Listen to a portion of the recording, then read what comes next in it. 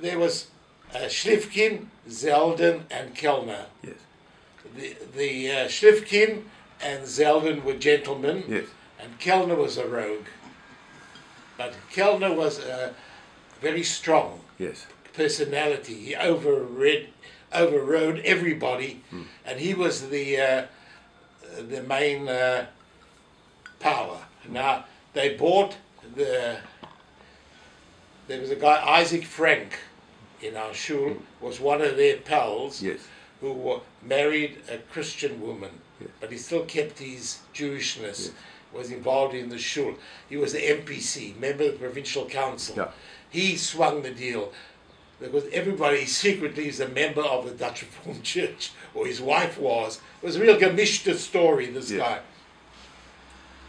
So they bought this property in Arthur's Road. Opposite that was the residence of the dominie, was Reverend Bierkus. My father bought his Bierkus's house as a wedding present for my sister. So I was in the Sea Point shul. I never had a seat because the shul was blocked, packed in those days. And I just, my dad said, you stand. But once I got married, I said, no, I can't stand anymore. So we used to go Sunday afternoon for tea to my sister opposite the shul. Yes. And they were busy building the shul. And then Kellner came in, he was a hell of a forceful character. And he used to call me, Junger Mann, come here, and I want you to become a member in the shul. I said, yeah, this suits me. My dad said, yes, go. Because you complain, you don't want to sit. So I eventually went in there, and the builders were still there. It was Sunday afternoon, we davened mincha among all the building rubble. That was the first service in the shul. And there was 53, was it? It was 53 or 56, Yeah. I don't, around that. 54. 54, because Rosin was expecting our first child at that time, 54. And I went in the shul, and then I had these three men who they ran the shul.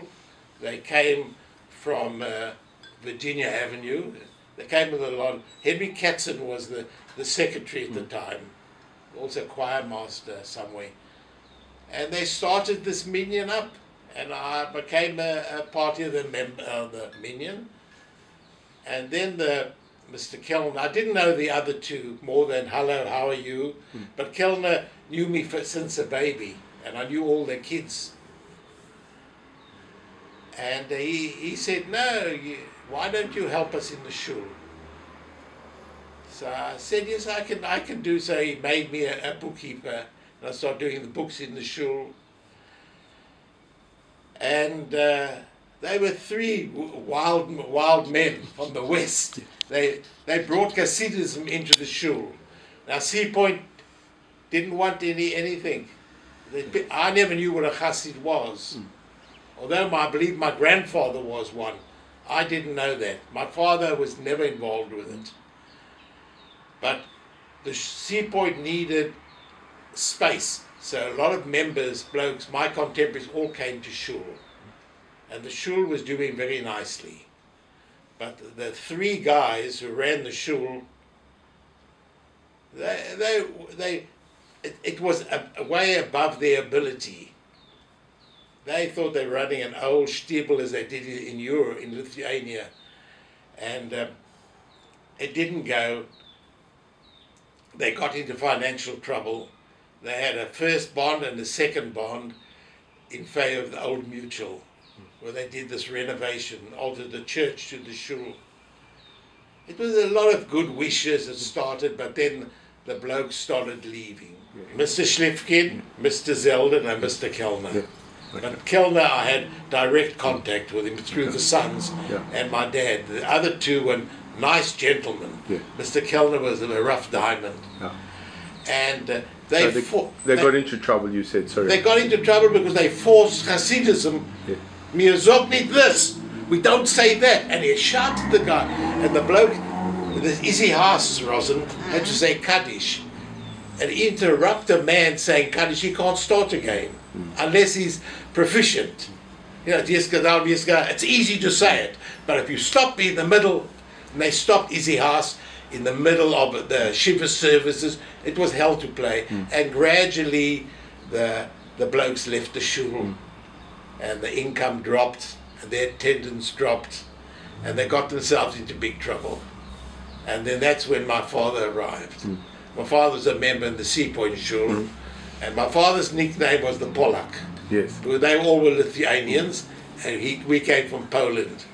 So they got the Polak, and my dad, he said to my brother and myself, I've instructed our accountant, that was Mr. Scher, to sell you the business for R2 each. You buy all my shares for R2 each, and I'm never coming into the business again. So we said to him, Dad, what are you going to do? He says, A, I've got the shul. I'm going to get that shul right.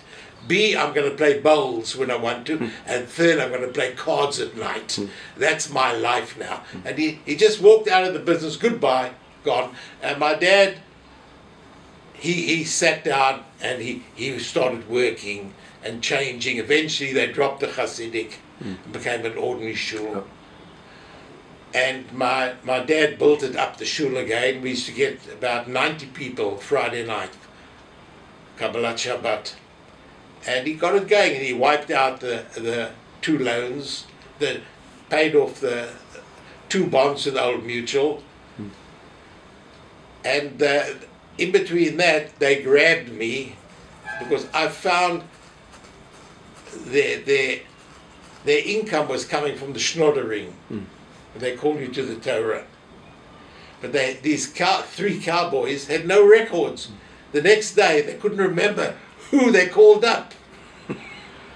So Kellner said to me, look here, you understand English, Yiddish and Hebrew. I want you to come on the bimah. And I remember in the Sea Point Shul, Walter Robinson did it. He had a system of envelopes with names, and I drew it all up and made myself a box, and I did that for 40 years. The guy, I didn't have to, what did he say? Because I understood the 3 languages, and if it was a visitor, I said, you put him in a blank envelope. If it was a member, I used to have his name, and that the money started going. And I was there for about 30, 40 years.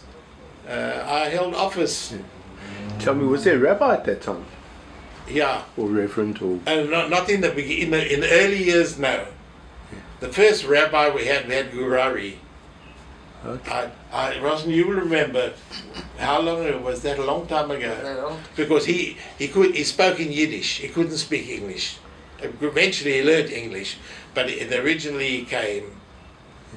Look, my granny died in 1962, and she was still alive and going to that shul when Gurari was the rabbi. So he must have been the rabbi in those days. Yeah. And the shul progressed from then onward. Yes. Do you know why Reverend Rabinowitz, my other grandfather, was in that picture? What connection did he have? My wife will tell you about it. She Look on the Bikur Cholim and the kosher kitchen. She was the treasurer, and Rev Rabinowitz, he was the secretary of those 2 institutions. What was her name? My granny was Levy. Levy. Mrs. Levy. Mrs. Levy. Yeah. But I knew that a little small guy. I knew him. Yeah. I knew him. He was a fixture in Cape Town. Yes. You got a good pedigree. Yes. My kids grew up. They were nippers running around in the shul. They became, and I put in 30, 40 years. Yeah. And I ended up doing mainly maintenance. But we started to lose ground. The new guys who came in were too religious for us. And I always argued with them, you've got to have popular religion, not the religion it's too heavy. Yeah. And I used to fight with them mainly over the times. If Sea Point Shul is 6 o'clock and Garden Shul is 6 o'clock, it's good enough for me. Yeah. No, 20 past 6, you can't start before. And they had that on, and eventually we started running down. Yeah. it was too late to turn the story. So when did because it's like a B'nai Kiva. Now there's a B'nai Kiva. Yes. They took over about 10 years ago. Oh, okay. We were just about going out. It was over this, we lost members, we lost everything. They're trying to give us too heavy a religion. Yeah. And I believe in popular religion. Do you still go there? Yes, I still go there. Okay. Yeah, I've sat on 60 years on seat 51. That's my aisle seat. And my dad immigrated to Israel. Yeah. And then he left Maya Lewin, a friend of his who took over. Also had good years, but the last, say, 20 years back, the rot started coming in. They were trying to be too religious, and that doesn't go down. And we did a lot of, we kept the expenses down because the office expenses I put onto my business. The sukkah, I brought my staff, we built the sukkah. And I did that for 40 years. And as my son got older, he's a technician. So we were getting all the repairs in the shul. And he had a friend staying with him. I said, get them down at night and do all the repairs. So we kept things down and the shul was going nicely. But then the kids got older and they married, they moved away. And the shul started getting neglected. And then we had to get the B'nai Akiva to save us. But the B'nai Akiva, it's completely foreign to us. They've just sort of taken over the shul now. And it's a different, completely different lot of people. And that's the way they'll run it.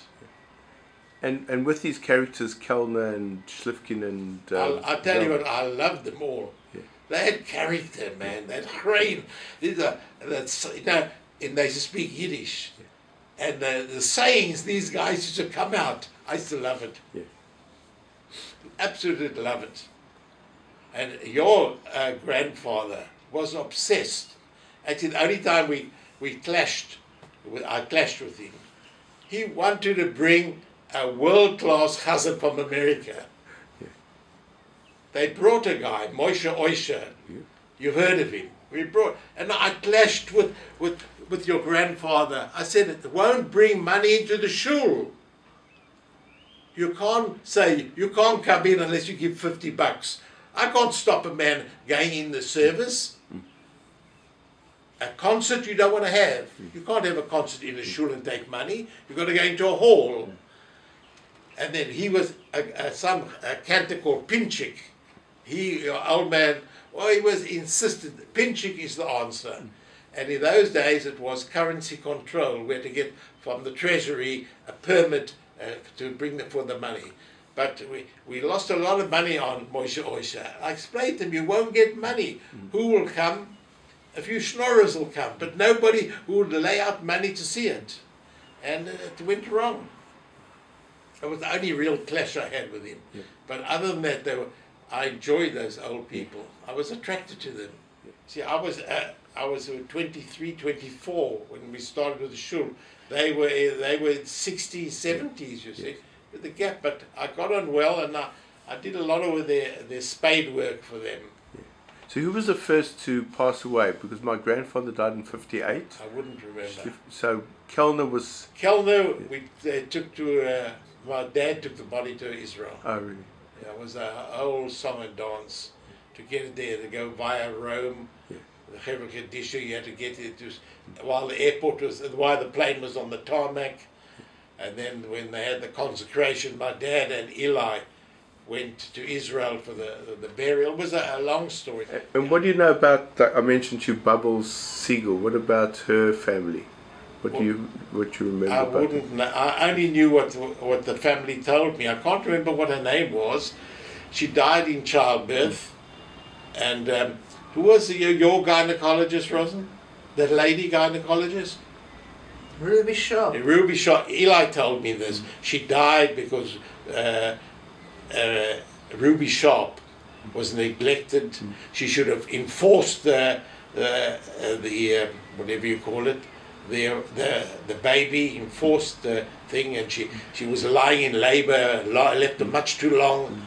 She even had a C-section to save her. Her name was Lily, and Lily died. Yes. And he was a good-looking guy, Siegel, had a mineral water factory in Stellenbosch, and then he eventually married the woman he brought in to look after his daughter. He married her. That's as far as I know, but it was always the Kellner family. It was a hell of a knock.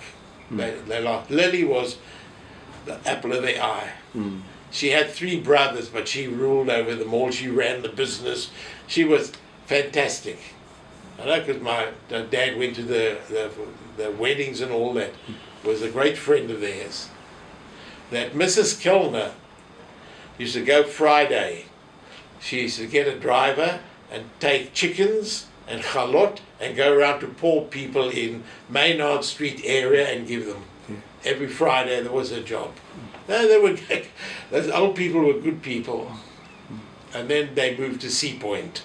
And then they started pushing to get the shul organized here in Sea Point. And was there a big influx of people coming from Friedhoek and those areas into Steady. Yes. But they all went to the Sea Point shul. We actually had a Hasidic, the Kellners were all gone.